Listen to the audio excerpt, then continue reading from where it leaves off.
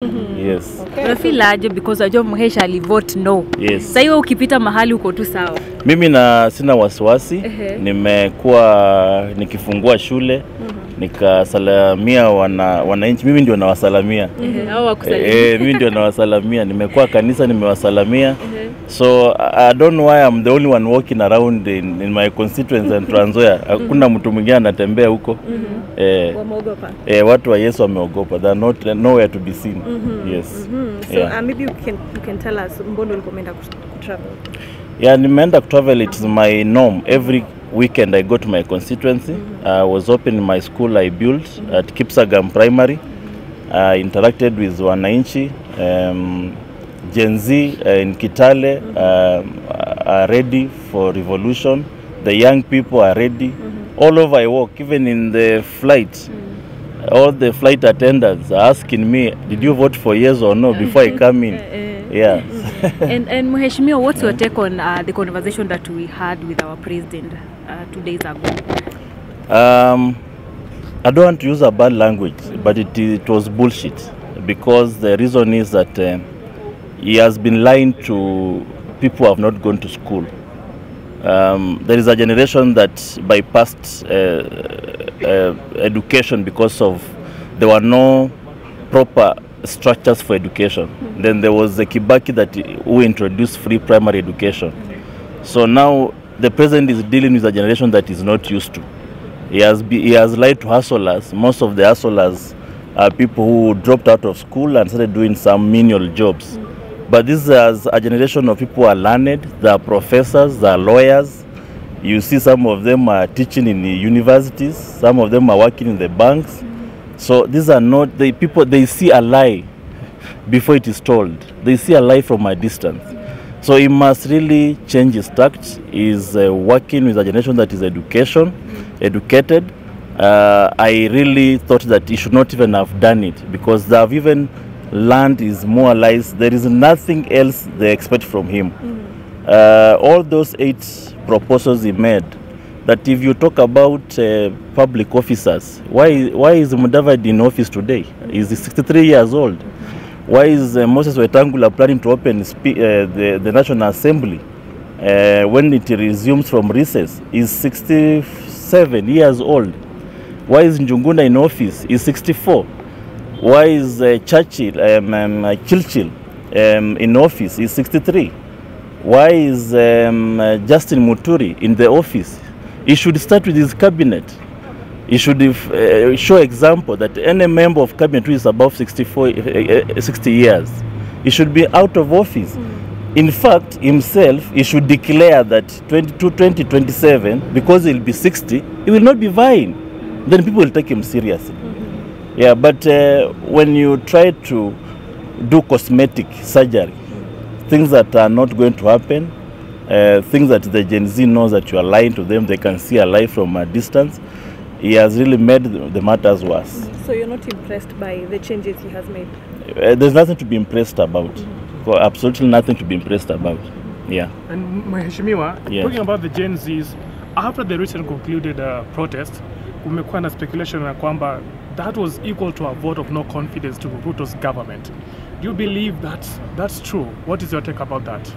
The world all over, the preamble of the Constitution, we the people, even the United Nations Charter, it starts with we the people. That means the people carries the sovereign power of a nation. So when the people across the country,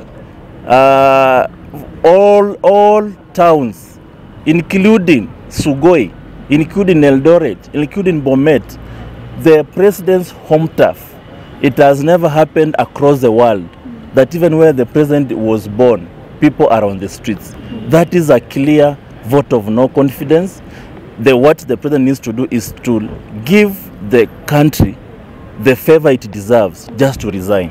You don't need to take youths round corners. You just need to resign. That is a clear vote of no confidence. The next step that needs to be done is when the members of parliament report to parliament next week, the Gen Z needs to force those members to impeach the president. And any member of parliament who will not vote for impeachment of the president, they occupy their homes. That's the only way. This war must now turn to the members of parliament, and they force them. If I bring a vote of no confidence against the President William Ruto, I expect 349 members of parliament to support me. If they don't support me, then their homes are occupied. They need to force members of parliament to impeach the president. That's what we need to do. We don't need to put Gen Zs on the streets to be killed. When we have a National Assembly to do what Gen Zs are supposed to do. The Gen Zs have given us a platform. Now what is remaining is for members of parliament to do the rest. Let us not put our children on the streets to be killed when we have members of parliament who have the responsibility to impeach the president. So, yes. Mheshimiwa, so you support president should fire some of the cabinet secretaries. They are not supposed to be there as we speak right now. He's not going to do anything. So that's what I'm saying. What we have requested, and he has not. The president needed to fire the cabinet immediately. You don't need to think. You don't need to boot around the bush. The president needed to have fired by now. So I'm saying once the parliament resumes, the president needs to be impeached by parliament. And the Gen Zs have a responsibility to force their members of parliament to impeach. They know how to do it. They have shown us how to do it. They can impress upon the members of parliament to impeach the president. And many would ask, what's next after the impeachment? What will happen next? They impeach the president, the next they impeach the deputy, because the deputy is hiding. He's thinking he's a saint, that we want all of them out. So they impeach the president, they impeach the deputy president, then the speaker, the chief justice or the speaker of the Senate, they even impeach the Wetangula because he's as useless as he looks in his specs. They impeach the speaker, they impeach the speaker of the Senate. We remain with the chief justice to hold for 60 days. 60 days when now we have a new election. The chief justice can hold for 60 days pending an election conducted by the UN or election conducted by a crafted IBC to do that election for presidential election. Yes. And do you think the future of the Gen Zs it's already guaranteed because kumekuwa na hayo maswali, they don't have a leader? How would they be able to come together, maybe put their own person out there? A leader will emerge. A leader will emerge. Remember, some people have been coming out. I see politicians on the streets trying to pretend that with the Gen Zs. Personally, I have not gone on the streets. I don't want to pretend. When you failed your work as a member of parliament, why are you pretending to be with them on the streets? Your work is to be in the parliament. You should be protesting inside the parliament, not on the streets. So we don't really see these members of parliament in the streets trying to protest with them. What we need now is the Gen Zs have given us a platform, and most of these Gen Zs are going. These young people you see, including new people, present yourself to be MCAs and MPs. The next election, you are the people who are going to be elected. I can tell you. People are saying the Gen Zs have no voters card. Personally, I was elected at 29 years old. This is my second term as a member of parliament. I was elected by young people. The old people never believed in me. It is the young people who elected me. So people cannot joke about the revolution of the young people. When they decide they'll vote you out, they'll do. When they decide they'll take voters card, they'll do. Even if they don't have voters card, they'll force their parents to vote for you or against you. And do you feel maybe most of the recently concluded protests, were they being funded by maybe some government officials just to taint the image of the peaceful protest? The hooligans were funded by State House. Some were funded by, we are told, we hear, by governor for Nairobi, some by Rigiji. We know, we hear those stories. Some have come up. You've seen the hooligans themselves coming to demand their dues after doing havoc. So the Gen Zs, what they need to do, because these hooligans, most of them, they don't use Wi-Fi. Well, they come from the dark side of our lives.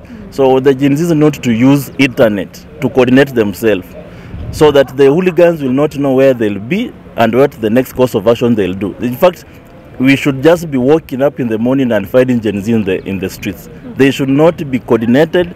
They should not announce their plan. They should just find themselves in the street. And I'm telling them, and I've said it before, revolution does not take a month. the Gen Zs and the use of these people, this country are wasting their time. Revolution does not take 1 or 2 weeks. Even in Tunisia, it took just less than a week. The president was out. A revolution that is extended, the regime will find a way of crafting measures to make sure that they crack you down. So the Gen Zs are wasting their time. They need to remove Ruto from State House in less than 7 days. Beyond there, you'll not remove him, and he'll become very vicious and very lethal against you. So even Hitler, Adolf Hitler was made emboldened by a failed revolution against him. That's why he became emboldened, and that's why he made the destruction he made. Gen Z, if you don't remove Ruto, you will make another Adolf Hitler in this country. So are you suggesting they go back to the streets? They need to go back to the streets. They need to call all of them across the country. They don't need to have patches of people hovering around town. They need to call the Gen Zs in Doret, Gen Zs in Kisumu, Gen Zs in Mombasa, Gen Zs in Nakuru, Gen Zs in Kiambu, in Nyeri, all of them. We are ready to host them. And they come to sit in Nairobi for 1 week. Ruto will go home. All right. Thank you, Mahesh. Thank you.